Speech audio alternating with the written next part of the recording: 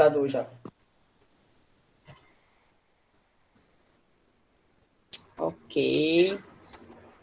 Vamos iniciar, tá? A aula dessa semana, a semana 8 da disciplina de didática.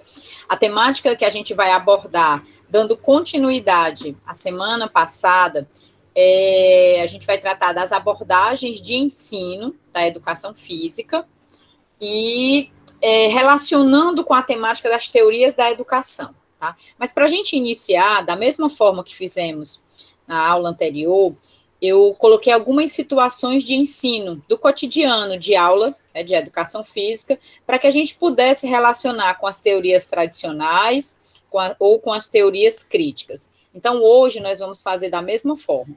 Eu vou colocar aqui também uma situação. Vou apresentar aqui a minha tela.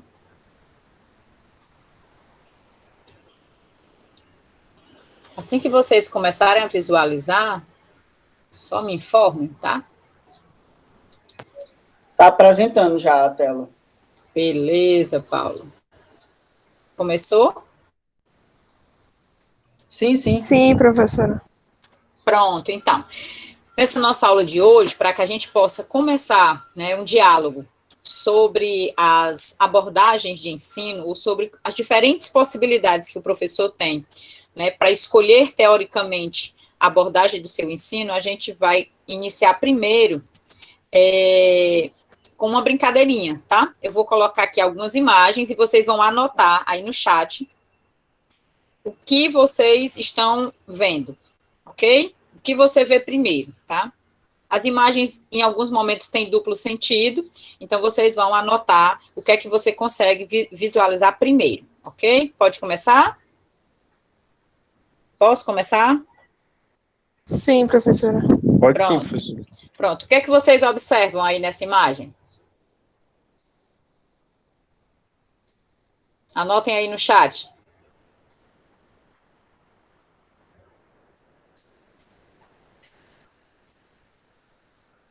Notaram já? Estão falando aqui que é duas pessoas se olhando, uma taça. Beleza. Duas pessoas se olhando ou uma taça, ok? Vamos para a imagem seguinte, tá? Aqui. O que vocês conseguem observar primeiro? Vai falando para mim, Paulo. Um coelho, um pato, estão falando aqui. Um coelho ou um pato. Ok? Eu vou passar para a seguinte, tá? E agora?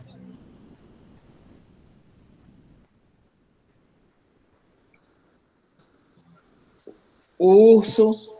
Um urso. O que mais? Quem consegue observar algo mais além do urso? Alguém colocou alguma coisa, Paulo? Falaram aqui um homem, um urso barra cachorro.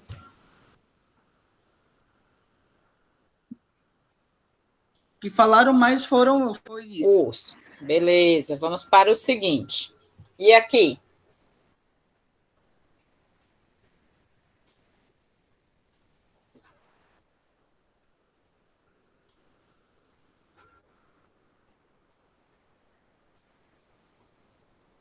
Duas árvores, rostos. O que mais? Duas árvores mortas. Duas árvores com rostos. Pronto. Beleza. E aí vamos para a última, tá? E aqui?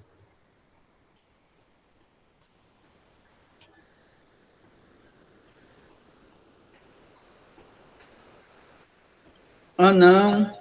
Um anão, o que mais? Um homenzinho chorando. Um homem chorando, o que mais? Mágico. Um mágico, beleza.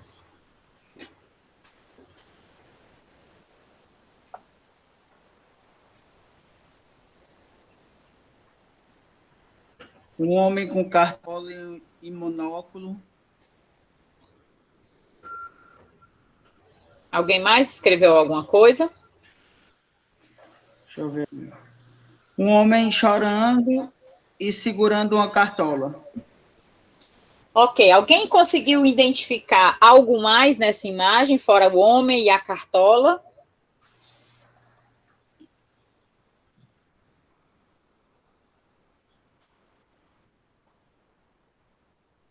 Deixa eu só minimizar aqui para autorizar a entrada de um aluno.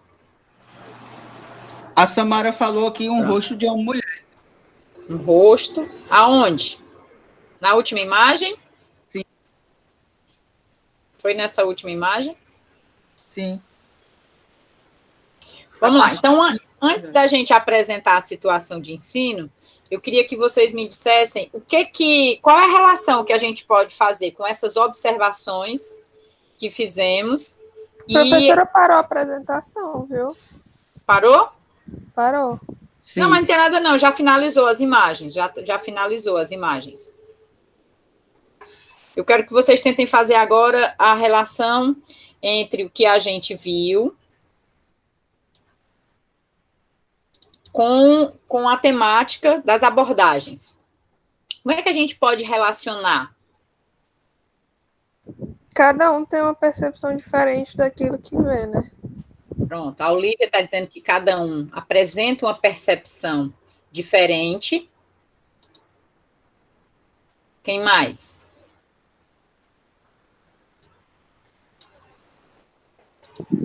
Também pode ser a questão da perspectiva, né? De onde a pessoa está vendo.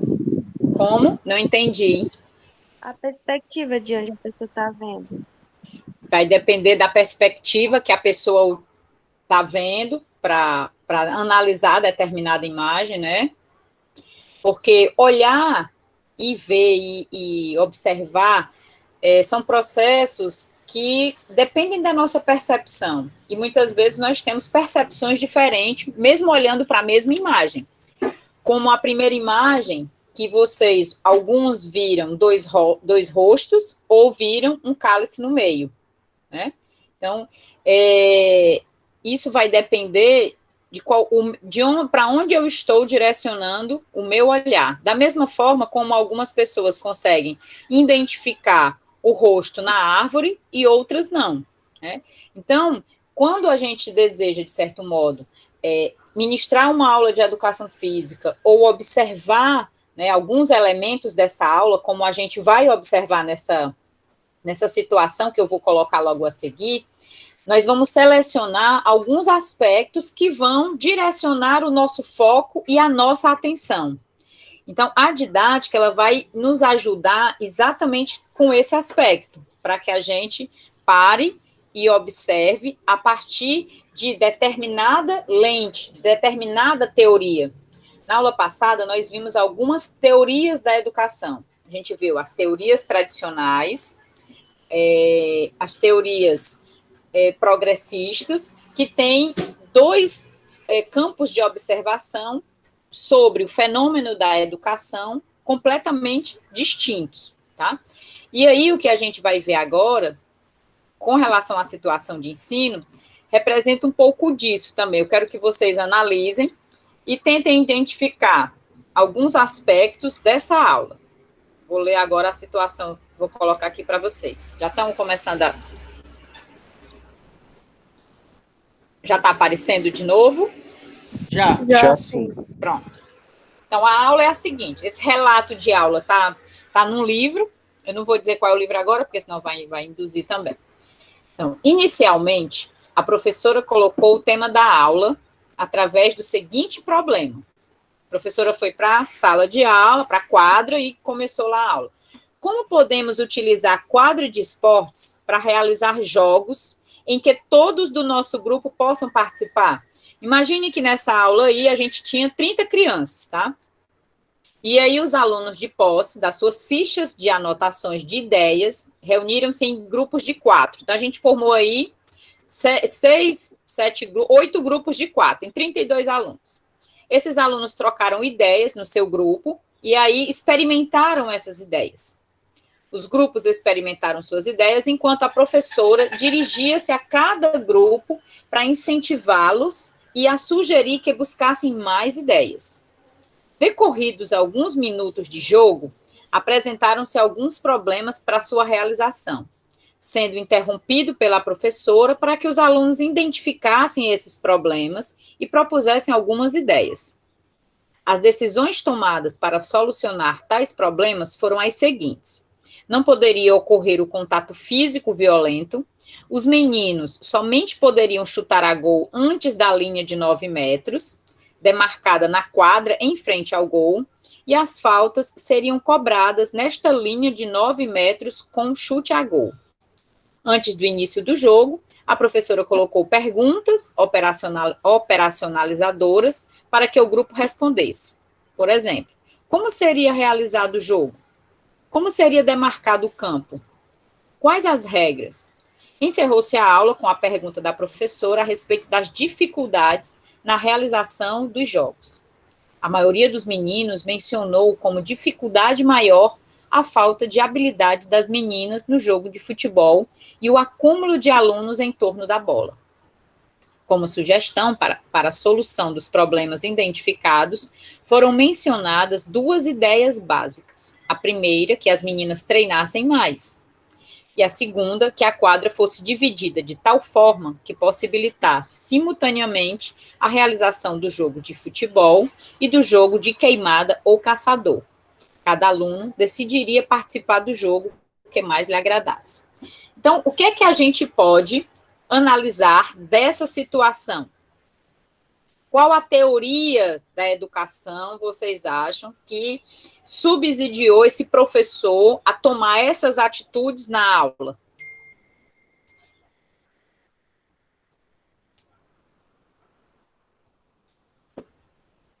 Que elementos dessa aula me ajudam a pensar numa teoria mais tradicional ou numa teoria mais crítica?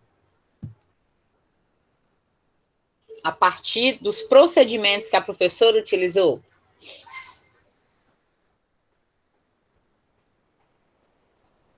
Continua me ouvindo? Sim. Então, eu vou aguardar vocês responderem. Professora? Oi, quem fala? Lucélio. Oi, Lucélio, vai lá. Eu acredito que a teoria-chave aí foi a teoria crítica, porque a professora possibilitou a construção a partir do olhar dos alunos, tanto de construção do jogo, quanto de análise da construção que eles mesmos fizeram. Então, assim, ao invés dela chegar com um desenho específico, um protocolo específico para ser cumprido pelos alunos, ela propôs que eles criassem e analisassem a própria criação. Perfeito. Quem mais? Muito bom, Lucélio. Vamos ouvir outros.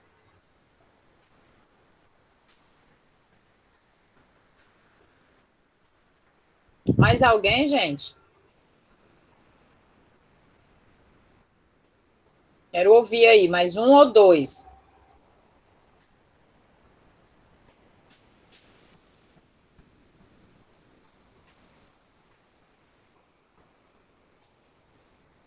Que momento da aula a gente pode destacar em que a professora trabalhou mais a questão da autonomia ou não dos alunos?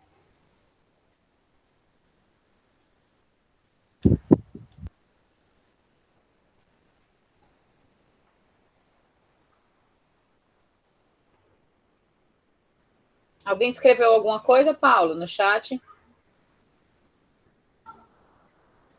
A Samara falou aqui, crítica / progressista por causa do trabalho em grupo, da problematização e do diálogo. Perfeito. Boa, Samara, também. Muito boa. Quem mais? Quero mais uma contribuição. Professora, eu acho que uma das principais características é que a professora induz um pensamento crítico, né? Fazendo os alunos pensar como seria melhor para fazer as atividades. Ok. Quem falou? Inara. Tá bom, Inara. Obrigada. Muito bom. Vou ler para vocês aqui a observação sobre esse relato, tá? O relato trata de uma aula centrada numa concepção aberta, ou seja, é uma aula que tem aí, não tem uma estrutura fechada, como o Lucélio falou, né? A participação dos alunos no processo é bem marcante. A gente pode ver desde o início da aula, desde quando a professora apresenta o tema para a aula, quando ela pergunta, a partir de uma problematização, como a Samara colocou lá no chat, né? Como poderemos utilizar a quadra de esporte para realizar jogos em que todos do nosso grupo possam participar? Então, a partir disso, ela permite aos alunos reunirem-se em pequenos grupos para discutirem e experimentarem ideias sobre o tema, e evidencia aí claramente uma concepção na qual há uma participação maior dos estudantes, portanto, uma concepção mais aberta de ensino. Nas concepções abertas de ensino, numa perspectiva crítica, né, há a problematização, há o envolvimento dos alunos. A aula ela tem uma estrutura de ser construída a partir dessa relação que o professor vai estabelecendo com os alunos. Ao invés de utilizar uma linguagem imperativa, a professora utiliza uma linguagem centrada no grupo. Como poderemos utilizar a quadra de esportes? Outro parâmetro observado é como os conteúdos são propostos. A necessidade de mais treinamento por parte das meninas, que as meninas treinassem mais, por exemplo, surgiu do próprio grupo como uma solução para os problemas ocorridos. A falta de habilidade das meninas no jogo de futebol. Aí são só alguns exemplos, né, de como a gente pode observar essa mesma aula, tá? Deu para compreender?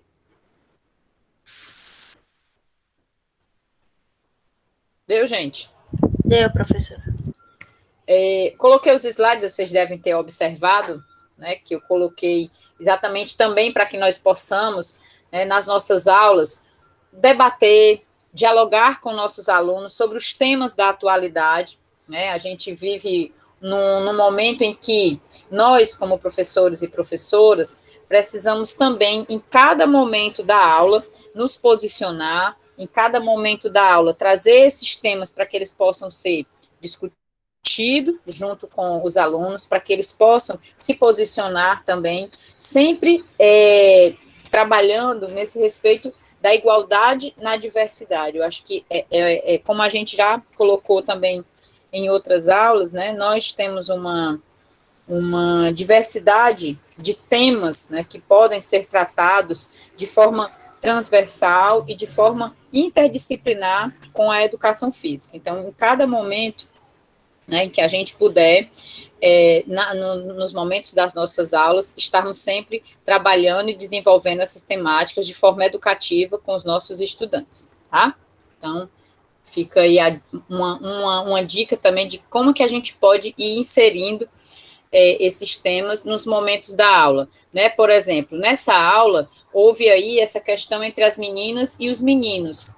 Então, essa aula já poderia ser utilizada como um momento de, na aula seguinte, dialogar, né, com os alunos sobre essas diferenças entre meninos e meninas na aula, não só no sentido de que as meninas precisassem treinar mais, mas no sentido de como nós poderíamos tornar essas aulas mais integrativas, né, unindo aí tanto as meninas quanto os meninos e trabalhando mais a questão das habilidades. Então, nós não vamos ter respostas prontas. Isso vai ser construído com o grupo, com o coletivo de alunos, né? Não cabe somente ao professor e à professora levar essas respostas. Isso precisa ser dialogado com a turma, precisa ser problematizado. Eu acho que a Samara usou o nome aí no chat, que é a problematização, tá? Então, esse início da aula era para a gente compreender que a todo momento nas aulas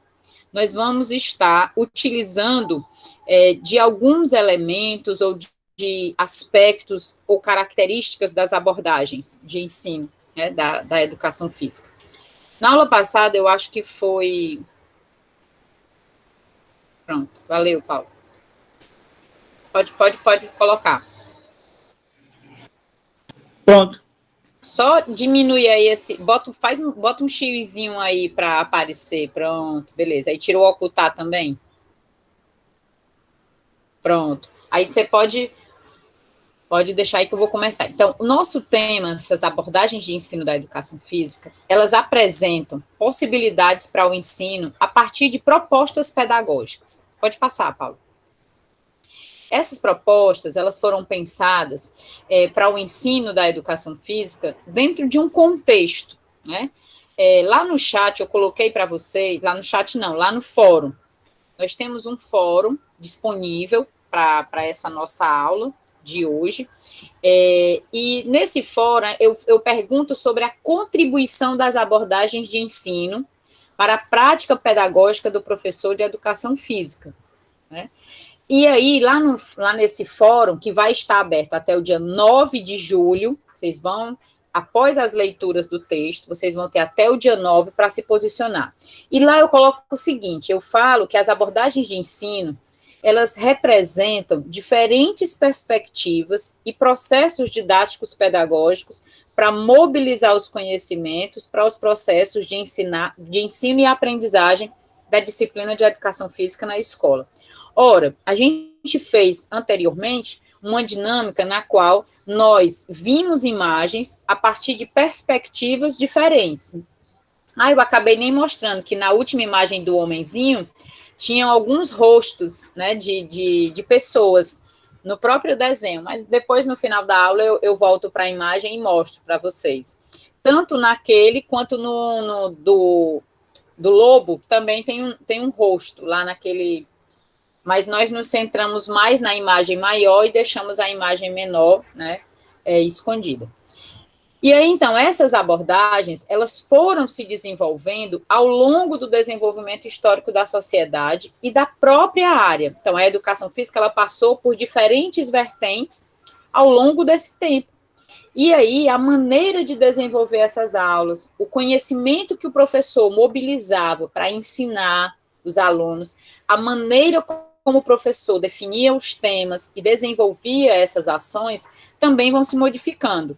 Por exemplo, lá na época do higienismo, em que o foco era na saúde, era em ficar livre de doenças, a educação física, ela tinha um modus operandi de ser. O professor mobilizava determinados conhecimentos, o professor definia os temas das aulas, ele conduzia as aulas de determinada maneira. Hoje, a gente já tem uma outra forma de desenvolver essas aulas. Então, fatores como o desenvolvimento motor, a dimensão da saúde, os aspectos técnicos e táticos dos esportes, que são temáticas que influenciam, né, a educação física.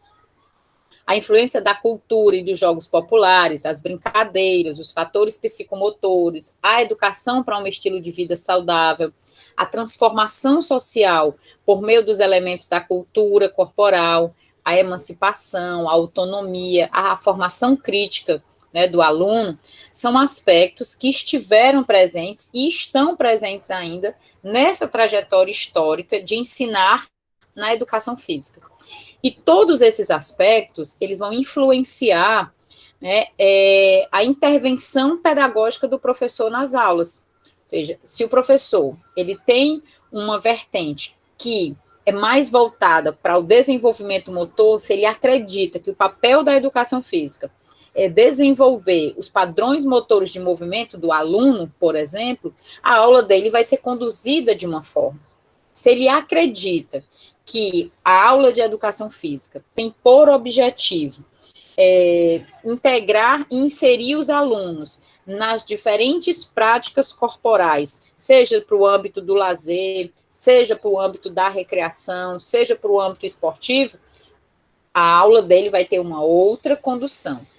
Então, eu peço lá no fórum para que vocês informem como é que vocês veem a relevância dessa temática e desse conhecimento das abordagens para a intervenção didática do professor nas aulas, né? Vocês consideram que essas propostas, elas continuam a atender às demandas atuais da educação física? Né? A abordagem desenvolvimentista, que a gente vai ver agora, abordagem psicomotora, construtivista, né? E qual o impacto que essas propostas geram para a prática pedagógica do professor? né? Então, são esses aspectos, pode voltar para o anterior ainda, Paulo. Então, são esses aspectos que a gente se pergunta, para que essas abordagens, né? E como é que elas surgem? Elas surgem exatamente desse desenvolvimento histórico da área, dessa relação que a educação física veio desenvolvendo desde a atividade até como componente curricular nos dias atuais. Pode passar, Paulo.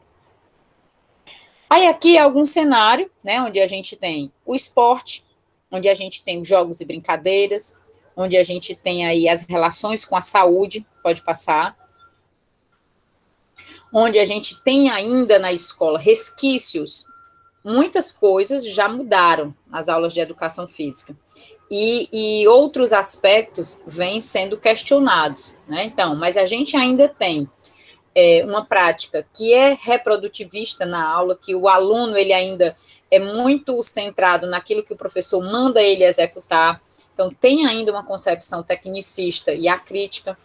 Muitas vezes essa prática ainda é descontextualizada, porque não leva em conta a realidade do aluno, o professor muitas vezes nem conhece esse grupo com o qual ele está trabalhando, e essa é uma das características principais que o professor deve ter, é conhecer a realidade do grupo com o qual ele vai trabalhar, é conhecer as características desse grupo com quem ele vai desenvolver as suas ações pedagógicas. Ainda temos um componente curricular na escola que é desvalorizada e que temos ainda problemas com relação à evasão escolar, à ausência de significado e uma ênfase no ensino dos esportes. Então, essa é a conjuntura geral que a gente tem aí para a educação física. Pode passar, Paulo. E aí a gente tem, ao mesmo tempo, também, uma educação física que é tratada como uma disciplina pedagógica, que é um componente curricular responsável aí pelas manifestações da cultura corporal e, ao mesmo tempo, socialmente, essa educação física é uma praxis social em estreita relação com o plano sociocultural e político, né? Então, a gente vê aí que precisamos conhecer essas diferentes vertentes que a educação física tem, porque quando chegamos na escola, temos que realmente encontrar possibilidades de ensino, né, desses aspectos na escola. Alguma pergunta? Deixa eu olhar aqui no chat. Não, até agora não, pelo que eu vi aqui. Pronto. Quando tiver alguma pergunta, gente, pode ligar o microfone e colocar aqui no chat, tá? Pode passar, Paulo. Eu vou retomar aqui, acho que foi a Micaele que me pediu na aula passada, e se ela não estiver aqui, ela vai assistir o vídeo depois, ela pediu para que eu fizesse a diferenciação entre pedagogia, didática e tendência pedagógica. Ela falou que tinha dúvida do que era uma pedagogia, do que era uma didática e do que era a tendência pedagógica. A pedagogia é essa grande área, esse campo de conhecimento que vai investigar a natureza das finalidades da educação. Ou seja, é uma ciência da e para a educação, que vai estudar aí a educação, a instrução e o ensino. É um grande campo de conhecimento no qual a didática está inserida. A didática é um desses ramos de estudos da pedagogia. E a didática vai se deter de forma mais específica a investigar os fundamentos, as condições e os modos de realizar os processos de ensino. Ou seja, elas vão nos ajudar a compreender quais são os meios mais adequados para eu ensinar, quais são as condições mais propícias para potencializar o ensino, né? Quais os caminhos pelos quais o aluno vai aprender melhor aquele conteúdo que a gente tem de certo modo, a compartilhar com ele, né? Já a tendência pedagógica, ela pode... Pronto, Paulo. A tendência pedagógica, ela se constitui em aspectos que vão marcar ou vão caracterizar, a partir de uma perspectiva histórica ou do contexto histórico, o fenômeno educativo. Na educação física, por exemplo, a gente teve aí, historicamente, vários momentos, né, de desenvolvimento da educação física no país. A gente teve aí, na década de 30, uma concepção ou uma tendência higienista. Logo em seguida, na década de 50 até a década de 70, a gente tem uma concepção militarista. Na década de 70, a gente já tem uma concepção competitivista, ou tecnicista, ou esportivista. E cada uma dessas tendências, né, elas foram demarcadas pelas suas características, que imprimiam na área. Pode passar, Paulo. Já a abordagem de ensino, que é o que a gente está vendo, ou as teorias da educação, né, elas são explicações teóricas, denominações ou caracterizações da prática educativa e das diferentes formas de transmissão das mesmas, que fornecem diretrizes à ação docente. Ou seja, a gente teve lá na época da tendência higienista, a gente tinha uma abordagem de ensino que era muito voltada para a atenção à saúde, para a atenção aos cuidados com o corpo. Então, toda a caracterização dessa prática, as formas de ensinar e a transmissão dos saberes que eram feitos, tinham como objetivo essa transmissão de conhecimentos mais voltados para a dimensão da saúde, para reproduzir uma prática junto aos alunos que fizesse com que eles compreendessem, né, os cuidados ou a importância da educação física para a manutenção da saúde. Um exemplo. Uma abordagem do processo de ensino-aprendizagem, ela não vai se fundamentar somente em teorias validadas empiricamente, mas ela se constitui também a partir da prática educativa e na transmissão através dos anos. Ou seja, a prática do professor é o que vai determinar a abordagem que ele utiliza. Quando vocês vão, por exemplo, para os estágios e que vão observar a aula desses professores, vocês vão fazer uma observação, por exemplo, a partir de alguns olhares, a partir de algumas referências que vocês vão construir. Então, o olhar de vocês sobre a prática não necessariamente é a prática dele, porque você vai estar falando, como a gente viu aqui nessas imagens, né? É um lado só dessa observação. Para a compreensão do todo, vocês precisariam passar um tempo maior com esse professor, compreender quais são as teorias que embasam a prática dele, e se é que tem, pode ser que ele não conheça, pode ser que ele não reconheça. Ele vive muito do fazer, pelo ativismo. Tem professores que são assim, né? Muitas vezes eles só vão descobrir isso lá para o 15º ano de profissão e de que está intervindo na área. Até aqui tudo tranquilo? Sim, sim. Não falaram nada no chat não ainda, professor. Nenhuma pergunta? Está muito calado hoje. Não teve pergunta não. Então, só para a gente retomar... Oi. É o Lucélio novamente. Oi, Lucélio, claro, pode falar. Professora, eu estou entendendo que então é possível o professor ele desenvolver um método em que ele trabalha isso como uma forma de... Quando a gente vai fazer treino de musculação, a gente trabalha a periodização, né? Sim. Período de resistência, período de treino de força, tal. São os princípios do treinamento. Pronto. Aí, imaginemos, analogamente, um professor que trabalhe uma periodização em relação às teorias. Em um período ele trabalha os ensinos da educação física de uma forma com um olhar mais higienista em relação à saúde em si, né? Em outro período ele trabalha de forma mais crítica, em outro período ele trabalha de forma mais tradicional, só que isso de forma consciente, né? O tempo todo trabalhando com os alunos o esclarecimento sobre isso. Isso é possível ou acaba sendo uma questão de tendência mesmo? Como o professor, claro, né? Às vezes o professor pode acabar trabalhando como ele se sente mais à vontade ou como ele aprendeu, qual o método que ele aprendeu, né? Eu entendi.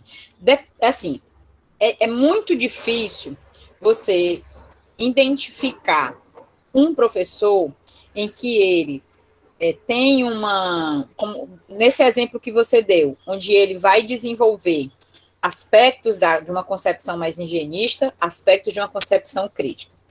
Dificilmente você vai encontrar um professor que vai ter esses dois extremos. Aí por quê? Porque essas concepções, elas são contraditórias, a não ser que, no exemplo que você deu, esse professor esteja fazendo a opção de trabalhar essa temática com os alunos, para mostrar para os alunos que essas temáticas, elas existem. Aí sim. Mas, se for para ele utilizar elementos didáticos e pedagógicos dessas concepções, ou dessas tendências ou teorias, dificilmente ele vai ser adepto de duas perspectivas tão diferentes. Eu vou dar um exemplo aqui, nessa imagem que vocês estão vendo aí, ó. A gente tem aí, de acordo com o Libânio, duas grandes concepções teóricas, a pedagogia liberal e a pedagogia progressista. Dificilmente um professor que é adepto de uma pedagogia liberal, que tem um ensino centrado nele, onde o aluno ele vai estar ali apenas para aprender, para reproduzir, onde ele vai estar ali para fazer os exercícios que ele vai comandar, onde ele não trabalha com a problematização. Ao contrário do professor progressista, que constrói o conhecimento junto com o aluno, que problematiza, que traz as questões sociais para serem debatidas, que traz as temáticas da atualidade para que os alunos compreendam criticamente os conteúdos. Então, vejam que são duas concepções divergentes. Eu posso trabalhar até concepções dentro de uma mesma pedagogia, ou progressista ou liberal. Posso trabalhar dentro de uma perspectiva liberal aí, ó, sendo tradicional, renovado progressista ou tecnicista, mas não tradicional e crítico social dos conteúdos, por exemplo, porque elas se contrapõem. Elas têm concepções de aluno, concepções de ensino, a forma de elencar os conteúdos também são diferentes e divergentes, então eu não tenho como usar dessas caracterizações de duas propostas que são antagônicas. Deu para entender, Lucélio? Sim, professor, entendi, viu? Muito Agora, obrigado. se for para você ensinar para os alunos que em determinado momento a gente viveu uma educação física higienista, e aí hoje a gente vai vivenciar uma aula higienista, e na outra aula a gente vai vivenciar uma aula mais militarista, aí ok, é tranquilo, você pode problematizar isso com os alunos, tá? E outra, não é como os princípios do treinamento, por exemplo, que os princípios, eles dialogam entre si. Eu tenho que trabalhar a sobrecarga, né? Eu tenho que trabalhar no sentido de ter continuidade no meu treino, de volume, intensidade. Então, é diferente porque os princípios, eles necessitam uns dos outros. E essas perspectivas teóricas, elas se distanciam uma das outras, tá? E aí, a mesma coisa para o Saviani, né? A gente viu na aula passada esses campos teóricos, são as teorias não críticas e as teorias crítico-reprodutivistas, que vão mudar aí na sua terminologia, mas a essência vai ser a mesma, né? As perspectivas liberal ou não críticas, elas prezam muito por uma aula na qual não há a intervenção do aluno, na qual não há essa construção do conhecimento de forma relacional entre professor e aluno. Sim, o professor manda e o aluno obedece. Pode passar, Paulo. Aí a gente viu também na aula passada as teorias da educação a partir de Mizukami, teoria tradicional, comportamentalista, humanista, cognitivista, centrada muito no cognitivismo, a social, cultural, que já tem mais um aspecto crítico, e a gente viu também aí a do Ghirardelli, o humanismo, que é a teoria mais tradicional do Herbert, com aqueles passos da aula que todos nós fomos educados, né, praticamente na escola tradicional, a teoria educacional de John Dewey, que tem uma vertente mais escolar novista, a do Paulo Freire, que tem uma perspectiva mais crítica, e essa última, que são os estudos culturais, a pós-narrativa. Pode passar, Paulo. E aí a gente vem para as tendências da educação física, que a gente começou também a apresentar na aula passada, que é a perspectiva do Ghirardelli. Eu até falei que a partir dos estudos que ele fez dos diferentes trabalhos teóricos na educação física, ele analisou várias teses, várias dissertações e identificou que em alguns momentos teóricos, em alguns momentos históricos, havia algumas características que associavam a educação física mais a uma tendência higienista, a uma tendência militarista, pedagogicista e competitivista ou técnico-esportivo. Pode passar, Paulo. E aí a gente tem até, eu disponibilizei também o texto do José Cristóforo Frade, onde ele faz aí duas divisões para a educação física. A partir das teorias da educação, lá do Libânio, que é a liberal e a progressista, ele fez essa divisão para a educação física. Ele dividiu a vertente liberal da educação física com aquelas abordagens que têm o foco mais na higienista, na biologização e na influência da biomedicina, né, na educação física, uma perspectiva psicopedagogicista ou pedagogicista, militarista, técnico, desportivo e competitivista. Essas são aquelas que têm uma vertente mais reprodutivista, mais centrada no professor, né? Aulas em que há um sentido de uma educação bancária, onde o professor vai depositando os conhecimentos nos alunos. E temos também, numa vertente progressista, 3 perspectivas: a pedagógica humanista, a educativo-recreativa e uma educação física popular. Esse texto, ele está também lá na aula, vocês podem depois voltar para ele e estudar um pouco mais. E essa classificação também, gente, vocês vão encontrar no texto que foi disponibilizado para a aula, né, no texto 1. Já o Castellani Filho, no livro Educação Física no Brasil, História que não se conta, ele vai dizer também, a partir dos estudos teóricos, que nós tivemos 3 perspectivas, ou 3 tendências. Uma tendência mais biologicista, que oferece ainda, né, nos tempos de hoje, uma influência grande para a educação física, que é essa relação com a saúde. Uma outra vertente, psicopedagogização, ou seja, psicopedagogicista, que é essa que envolve a psicomotricidade, o construtivismo, né, essa aula mais que é trabalhada com jogos, a brincadeiras, resgate da cultura popular. E uma outra, que ele identificou a partir dos final dos anos 80, início da década de 90, histórico-crítica, que passou a centrar-se na problematização, na discussão das questões sociais trazidas para o contexto da aula, né? Um exemplo disso foi a questão de trazer para a aula, por exemplo, as discussões sobre as lutas de classe. Por que algumas classes são mais favorecidas e têm acesso ao esporte, à academia, a aulas de educação física, e há uma outra classe menos favorecida que não tem acesso a essas práticas? Então, essas discussões começaram a permear esse campo da educação física, se inserindo também essa discussão na escola. Tá? Até aqui tudo tranquilo? E aí, para a gente fechar e entrar na didática, pode falar, Paulo. Não, eu só ia dizer que, pelo visto, sim, aqui não falaram nada até agora, não. Tá bom, tranquilo. E aí a gente tem uma outra classificação que vocês vão encontrar também no texto da aula da aula da semana 7, que é o que vai culminar aí nesses estudos e contribuições também para o âmbito da didática, que são essa classificação propositiva, de abordagens que são propositivas e de abordagens que são não propositivas. E o que é que isso significa, professor?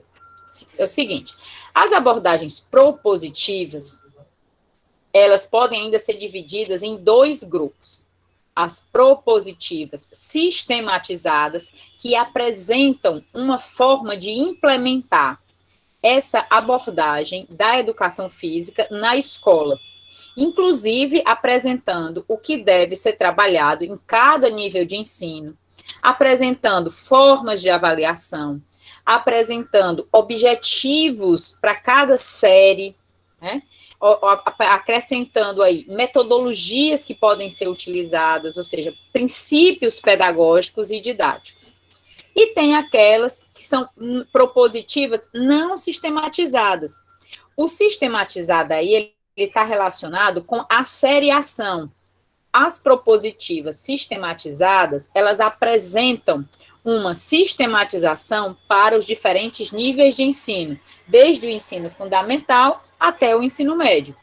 Já as não sistematizadas, elas oferecem elementos teóricos, didáticos, princípios pedagógicos, mas não apresentam uma sistematização para os diferentes níveis de ensino.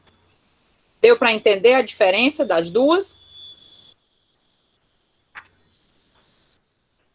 Sim ou não, gente? Alguém me acompanha? Professora, pode repetir Oi. de novo? Só se você disser qual é a sua dúvida. Qual é a dúvida? Que aí eu quero falar a partir do que você não entendeu.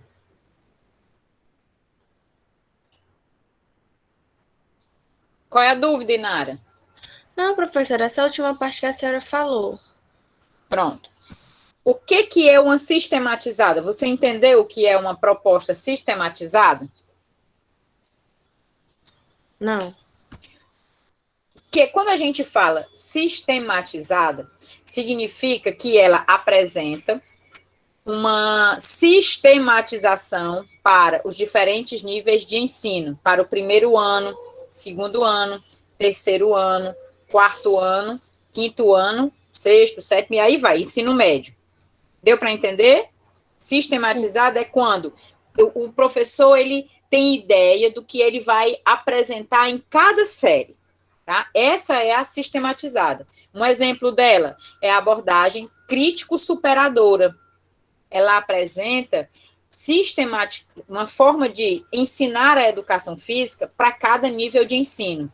A abordagem da saúde renovada, também. A abordagem desenvolvimentista já não apresenta, ela já é não sistematizada. Por quê? Porque ela vai apresentar somente os aspectos gerais, os aspectos didático-pedagógicos, uma concepção de educação física, os objetivos da educação física, os conteúdos que podem ser trabalhados, mas aí ela vai dizer assim, isso aqui são os elementos teóricos, cabe agora ao professor pegar esses elementos e colocar na prática. Ficou melhor compreendido? Sim, ficou. Professora. Okay.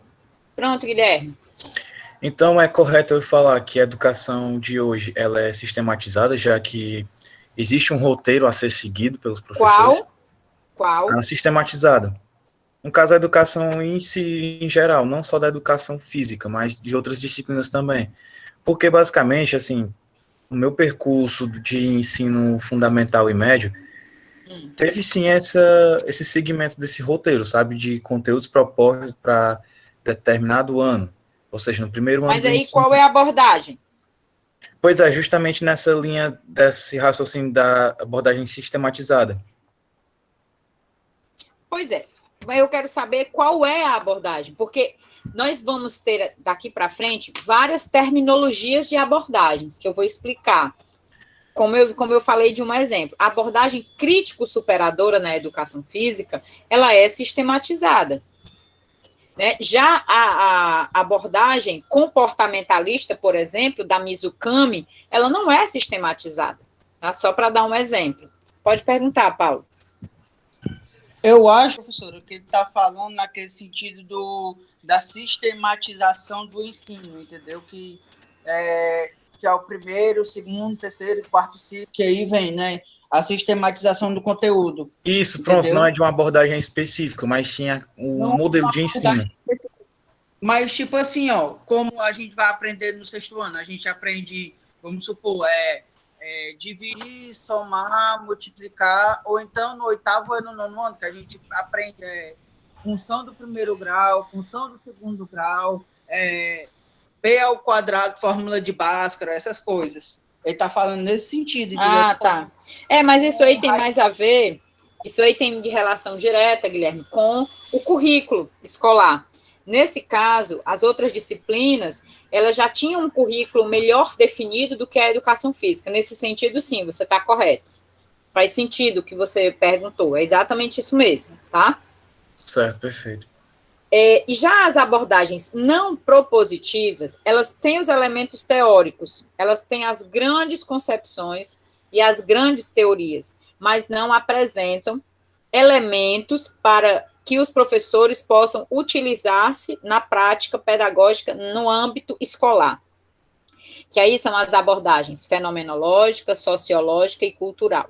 São muito amplas e elas não apresentam definições, nem formas de sistematização, nem compreensão clara e específica para o professor utilizar na escola. Elas são mais utilizadas para o âmbito da pesquisa, para o âmbito da observação da prática desses professores. Pode ir. E aí a gente tem, então, as abordagens propositivas não sistematizadas, que são aí a desenvolvimentista, as aulas abertas, a experimentação, a construtivista, a educação física plural e a crítico-emancipatória. Essas são não sistematizadas. Só para dar alguns exemplos. Tem outras, tá? Mas só para dar alguns exemplos. Pode passar, Paulo. E temos as sistematizadas. A crítico-superadora, a saúde renovada e a pedagogia da cultura corporal. Basicamente, essas três são bem utilizadas.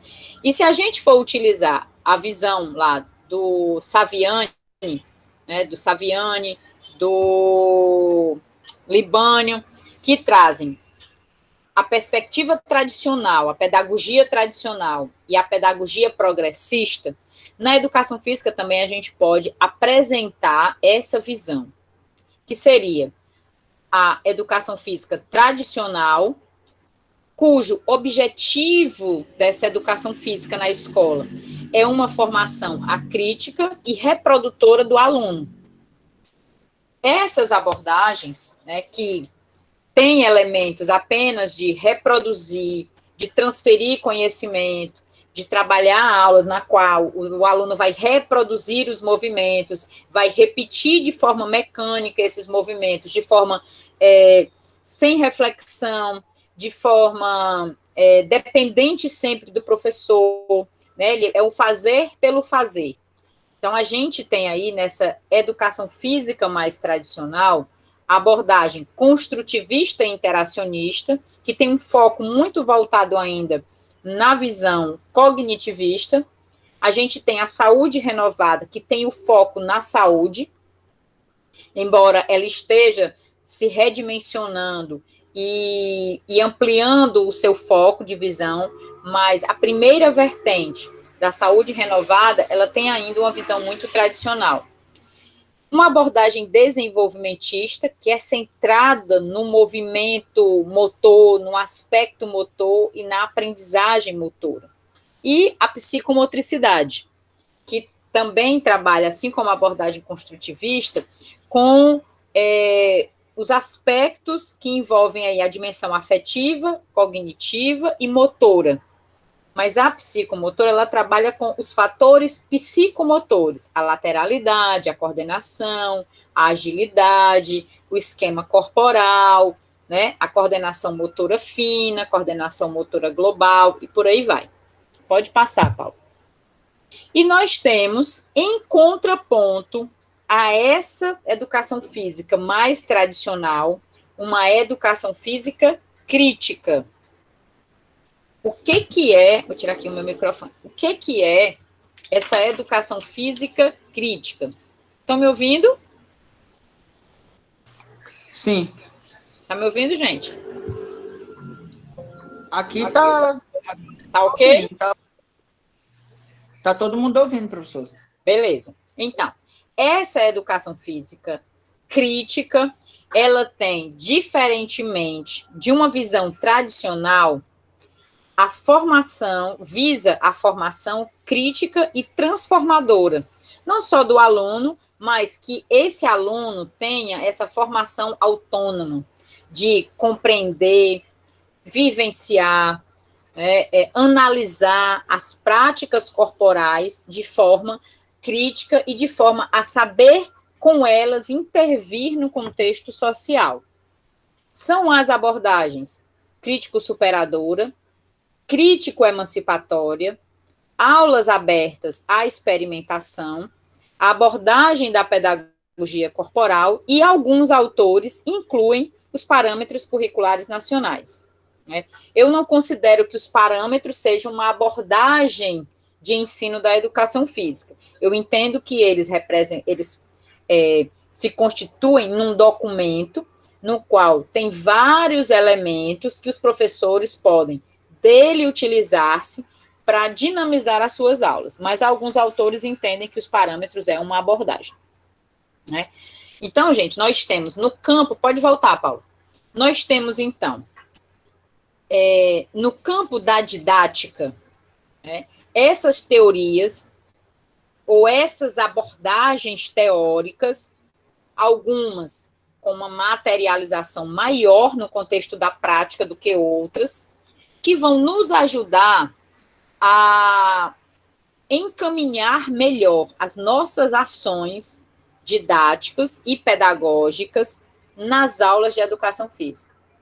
Então, eu posso pegar elementos das abordagens críticas, como a problematização, a formação do aluno crítico, a autonomia, o trabalho em grupo, aspectos dessas abordagens críticas, e potencializar essa formação de um aluno atuante, crítico, transformador, que vai fazer uma leitura, uma interpretação, uma valorização das práticas corporais, e não apenas reproduzir de forma mecânica, essas práticas na sua vida, e no seu dia a dia.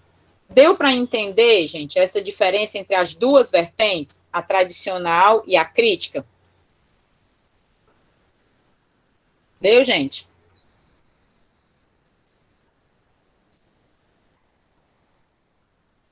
Em que é que essas abordagens elas vão me ajudar? Cada uma delas vai apresentar elementos diferentes nas formas de compreender o aluno, de compreender o conteúdo, de ensinar. Vou dar um exemplo. Enquanto na abordagem desenvolvimentista, o professor chega na aula e diz que os alunos, hoje nós vamos fazer um circuito. Vocês vão sair daqui, vão correr, passar por cima dos cones que estão no chão, depois pega a corda, vai pulando corda até o final da quadra, chegou lá no final da quadra, solta a corda, pega a bola, arremessa na cesta, vem correndo, passa em zigue-zague entre os outros cones, depois vai correndo lateralmente até chegar do outro lado da quadra. Os alunos vão começar a aula já fazendo um aquecimento, ele vai chegar, vai botar os alunos para aquecer e vai mandar os meninos fazer esse circuito. Já numa abordagem crítico-emancipatória, os alunos vão chegar na aula, o professor vai problematizar a temática da aula com os alunos, vai dizer que na aula de hoje a gente vai ter uma aula sobre corridas, onde a gente vai experimentar as diferentes formas de corrida, e que vocês vão se reunir em grupos de 2, primeiro, para dizer como é que vocês correm já no dia a dia. Como é que a gente corre lá na nossa rua, no nosso bairro? Como é que cada um de vocês vivencia a corrida? E aí dá um tempo para experimentação. Esses alunos vão lá, vão vivenciar a corrida. Depois, o professor ele pode arranjar algum implemento para que eles possam ter o momento da aprendizagem. Porque a abordagem crítico-emancipatória, ela tem basicamente alguns momentos da aula. Tem o momento da experimentação, em que o professor confronta os saberes que os alunos trazem com os saberes que eles vão ter que aprender na aula, que é a corrida. Como é que eu corro lá na minha rua, no pega-pega com os meus amigos? Onde é que eu uso a corrida? Aí eles vão dizer, eu uso no pega-pega, eu uso para correr, para pegar o ônibus, eu uso aqui dentro da escola para brincar. Aí agora a gente vai aprender, que é o segundo momento da aula, que é o momento da experimentação, o momento da aprendizagem, que é quando o professor ele vai ensinar novos elementos da corrida, os tipos de corrida, quais são as corridas de velocidade, as corridas de resistência, por aí vai. Então, tem esses momentos de intervenção na aula. E aí tem o momento que é, o último momento que é da criação. Agora em que vocês já confrontaram o que sabem da corrida, com o que vocês aprenderam, eu quero que vocês tragam uma nova atividade que envolve aí a corrida, desde o que vocês sabem com o que vocês aprenderam. E aí os alunos vão ter um novo tempo para vivenciar. Tá? Então, esses são os 3 momentos, por exemplo, de uma aula de uma abordagem crítica emancipatória. Vejam que as formas de condução da aula, da primeira em que o professor chega e os alunos vão vivenciar o circuito com a corrida, e a segundo momento em que os alunos vão confrontar os saberes que eles trazem, vão ampliar os conhecimentos que eles já trazem, conhecendo quais são as diferenças de corrida, e onde é que eu utilizo essas diferentes corridas, e depois criando uma nova atividade em que eles podem levar para fora da escola e continuar essa atividade lá fora. Pode perguntar, Guilherme. Professor, eu acho muito interessante essa questão dessas abordagens críticas, porque basicamente elas estão presentes no dia a dia. Só que, assim, a respeito disso, eu teria uma crítica justamente a respeito da autonomia e da autoridade que os alunos implicariam. Por exemplo, nessas abordagens, eles diziam o quê? Que o aluno ele tem que ser mais crítico, onde ele possa descobrir, como é que eu posso dizer, o início, o porquê daquilo, por que ele está fazendo aquilo, o que aquilo vai interferir na sociedade. Só que, assim, aí eu não vejo tanta autonomia do professor, diferentemente de uma abordagem que poderia surgir, como, por exemplo, uma abordagem de equidade, onde a gente sabe que existe uma diferença de nível entre os alunos, só que, assim, nenhuma dessas abordagens, basicamente, faz com que os alunos aprendam de uma maneira diferente, mas sim de uma forma igualitária, onde todos os alunos vão aprender todos os conteúdos que serão repassados pelo mesmo professor do mesmo jeito. Então, assim, essa abordagem de equidade seria justamente o quê? O professor ter uma autonomia maior para saber quais as dificuldades de alguns alunos dentro da sala, porque alguns alunos não têm esse tipo de criticidade para dizer a respeito do que está passando suas dificuldades, eles não têm essa autonomia. Então, acho que isso seria mais necessário, sabe?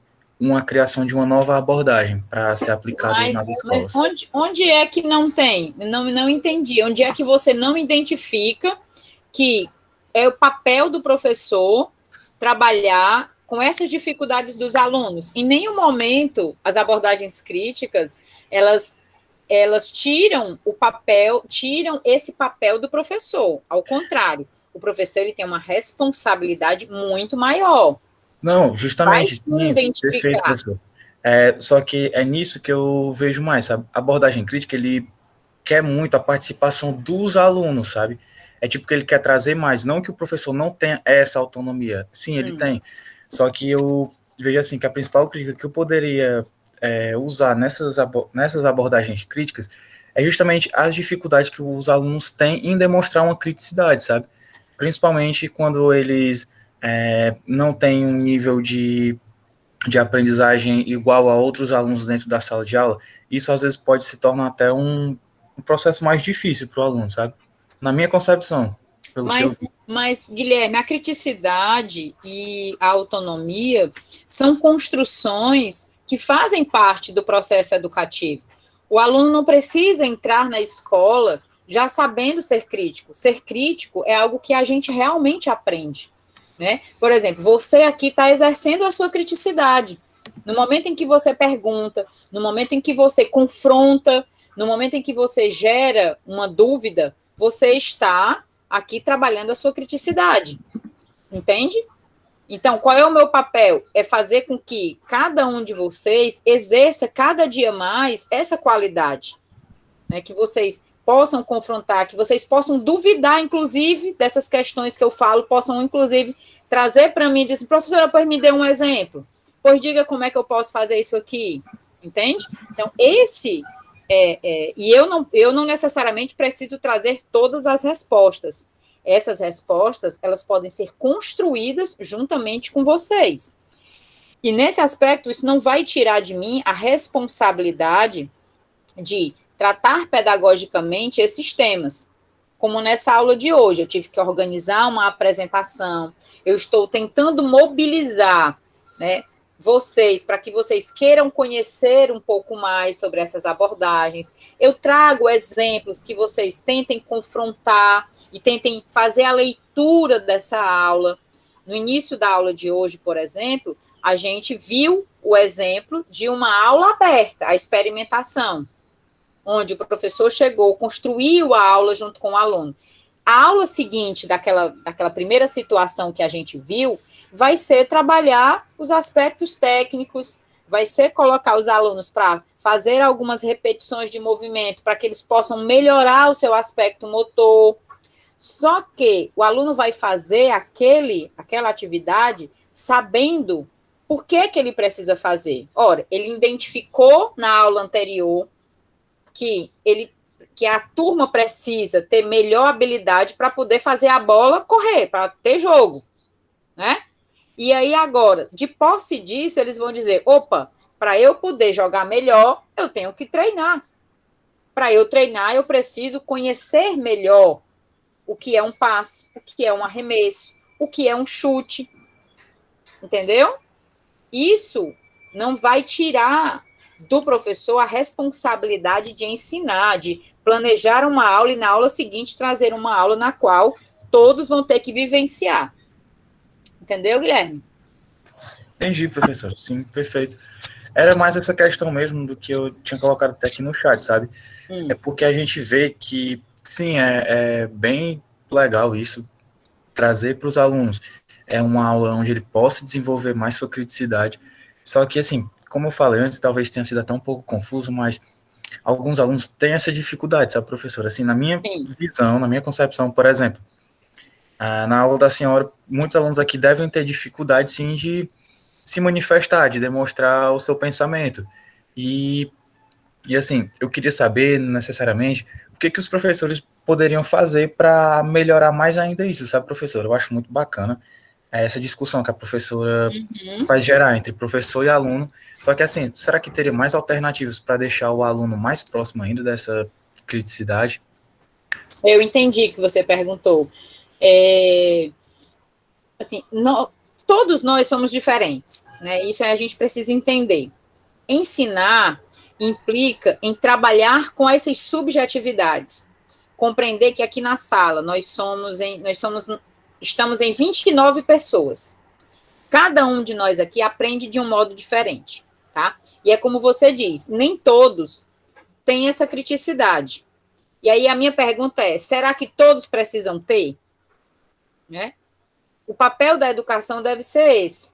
O professor, ele deve organizar, sistematizar, problematizar o máximo possível para fazer com que os alunos tenham essa formação crítica.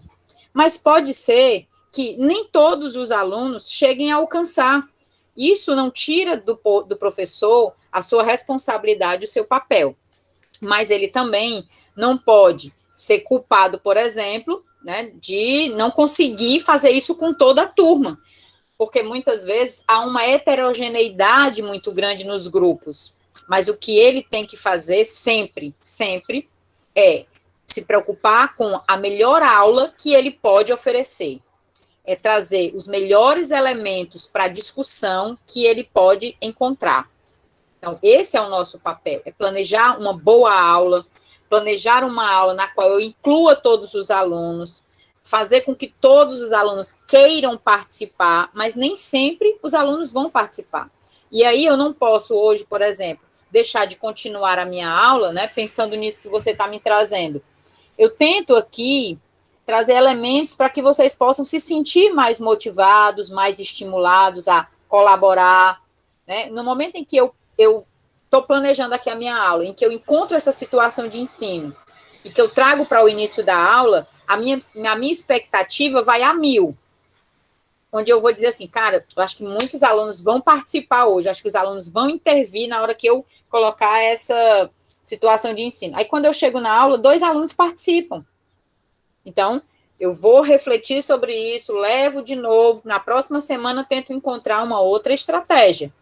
Pode ser que eu não consiga chegar a todos os alunos, mas eu vou chegar a 1, a 2, a 3, a cada aula eu vou chegando a mais um aluno, entende? Então, o ensino é isso, né? É você mobilizar esses conhecimentos de tal forma para tornar, né, o conteúdo mais acessível possível para o aluno. Agora, o aluno também precisa querer, né? O aluno também precisa se envolver. E muitas vezes a gente não quer se envolver em tudo, a gente não gosta de tudo. Eu, por exemplo, na escola, eu gostava muito de matemática, mas eu detestava biologia e detestava história. Então, eu me dedicava muito à matemática, eu gostava demais da matemática.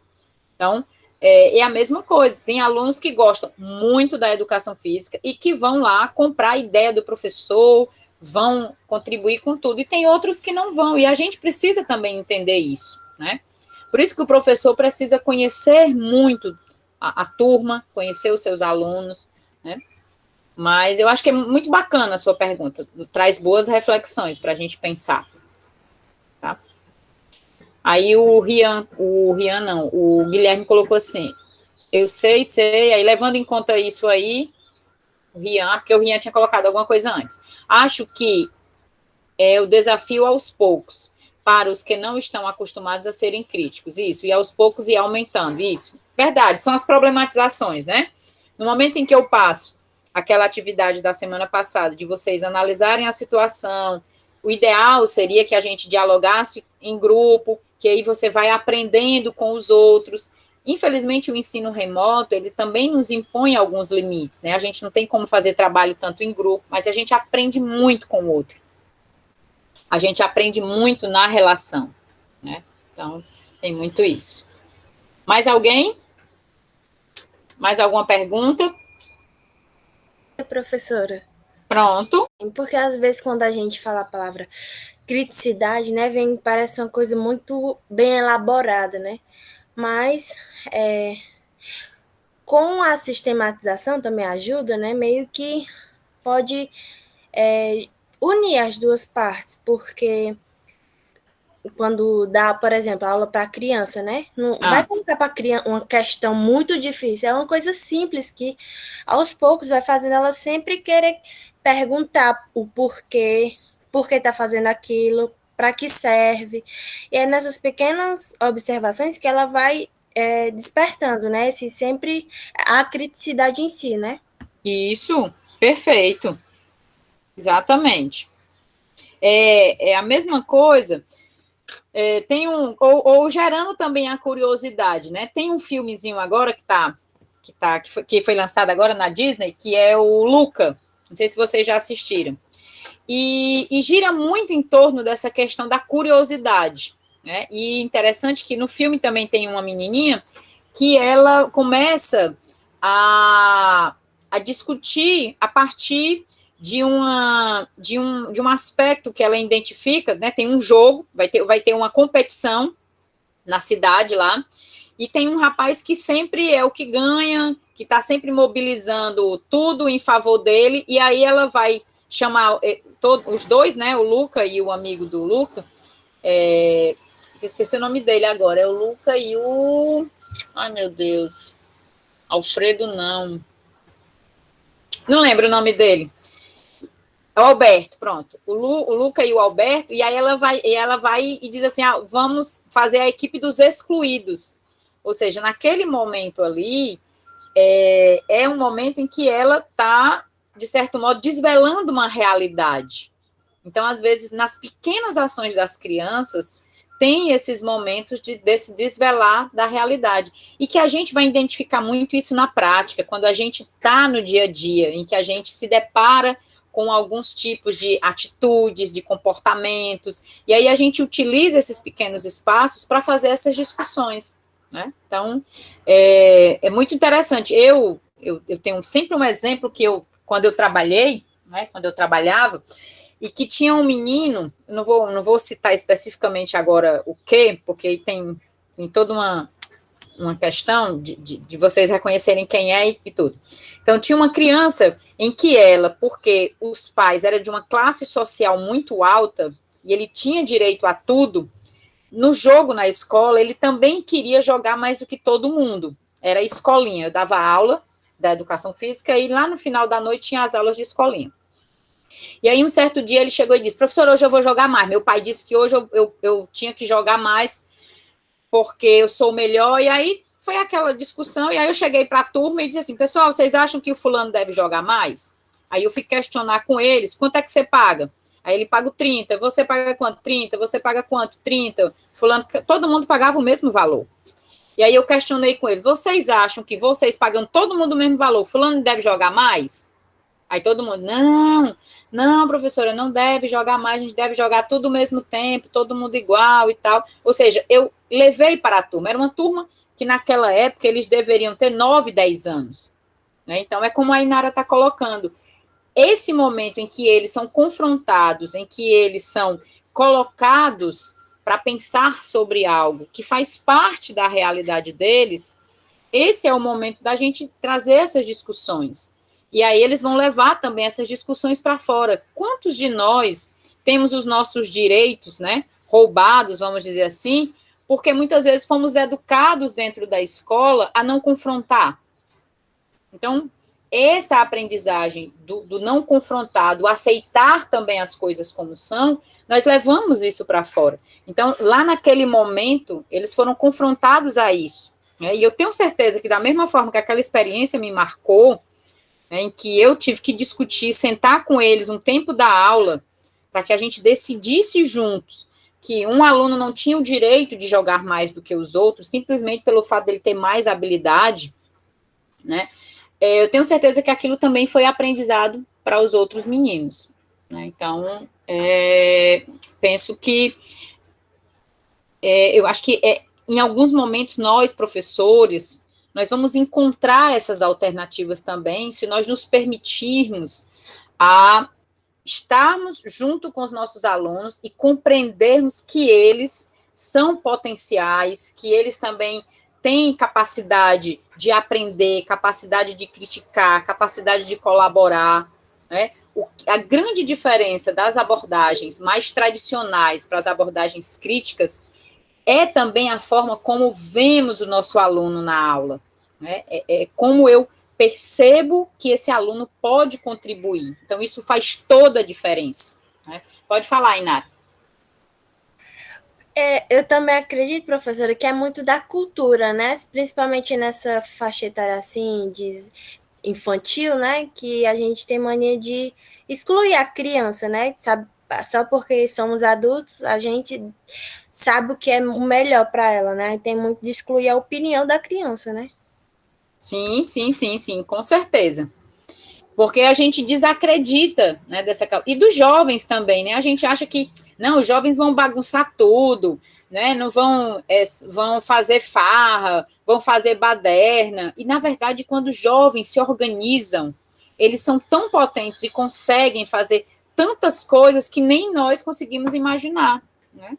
Então, quantos de nós aqui, quando estávamos no ensino médio, a gente conseguiu mobilizar, né, várias coisas para fazer, por exemplo, a semana de cultura da escola, né?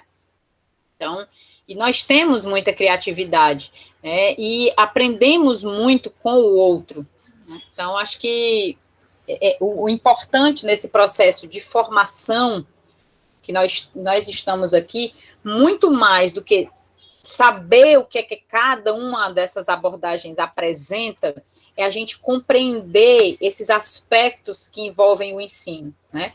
Compreender qual é o nosso papel como professor, né? É transmitir conhecimento ou é potencializar que o outro tenha essa curiosidade para aprender? Qual é o nosso papel ao focar aí no ensino do esporte? Né? É transmitir a melhor habilidade ou é proporcionar diferentes estratégias para que os alunos reconheçam as suas habilidades. Então, aí está a diferença entre uma abordagem mais tradicional e uma abordagem mais crítica. Como é que eu trago para a sala de aula as discussões sobre os temas da atualidade? né? Eu assisti um documentário recentemente sobre Quem Pode Jogar, que era um filme, que é um documentário que retrata sobre a inserção das pessoas trans no esporte. Quantos de nós já paramos para pensar sobre como é que essa temática está hoje na nossa área, né? Quantos professores já estão discutindo essas temáticas? E esse tema, ele está aí, ele está presente nas nossas aulas todos os dias, e ele vai ficar cada vez mais presente nas nossas aulas, e nós precisamos estar preparados para acolher o aluno deficiente, o aluno trans, o aluno negro, o aluno obeso, que são temas muito pertinentes e que têm toda a relação com a educação física, com as práticas corporais, com o movimento humano. Então, a gente tem que pensar essa dimensão do movimento humano, das práticas corporais, né, de modo diverso, e não apenas focado no esporte ou na saúde, ou nos jogos. Então, é ampliar esse nosso olhar, muito mais do que apenas saber que existe uma abordagem desenvolvimentista, saúde renovada, crítico superadora.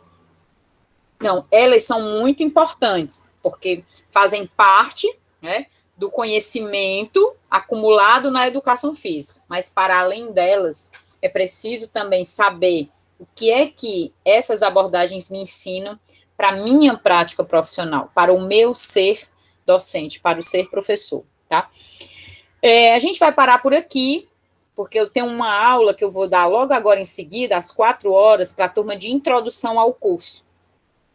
Então, o que vai ficar de tarefa para a próxima aula, né? Na próxima aula, nós vamos trabalhar com o texto Convergência e Integração, né? Nós vamos ter o professor Sanches vai falar um pouquinho para a gente, ele vem apresentar no início da aula, e depois a gente vai ficar para continuar a discussão, né, tendo em vista que a proposta é uma proposta idealizada por ele, então ele vai vir como convidado para falar um pouco, por isso que é tão importante que a gente leia e traga também essas perguntas. Eu pedi para que vocês elaborassem 2 questões do texto, para que a gente pudesse pensar juntos aqui na aula, no momento em que a gente vai aproveitar o autor da proposta para dialogar sobre ela. E aí, em seguida, eu dou continuidade à discussão sobre as abordagens, ok? Perguntas? Não? Perguntas não? Dúvidas?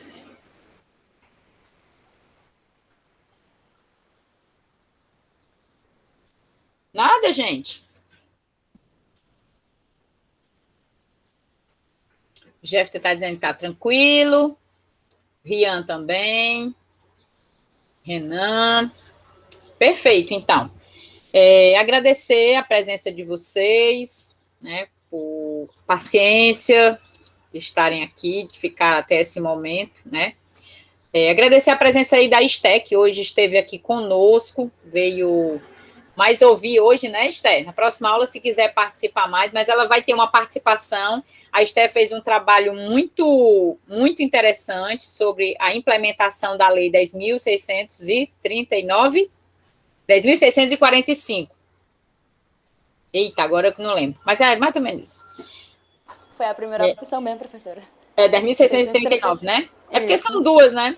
Sobre a inclusão das temáticas das africanidades e, vixe, Esté, agora me pegou, das questões raciais. Das questões raciais nas aulas de educação física. Nas aulas de educação física. E aí, quando a gente for tratar desse tema aqui, a Esté vai nos ajudar, ela criou aí uma unidade didática para trabalhar essa temática, né? A Esté foi ex-aluna agora, já está se formando aí, já terminou o curso e já está trabalhando na área, está fazendo um trabalho muito bacana com as crianças, né, trabalhando com crianças na natação, está inclusive investindo muito na confecção de material.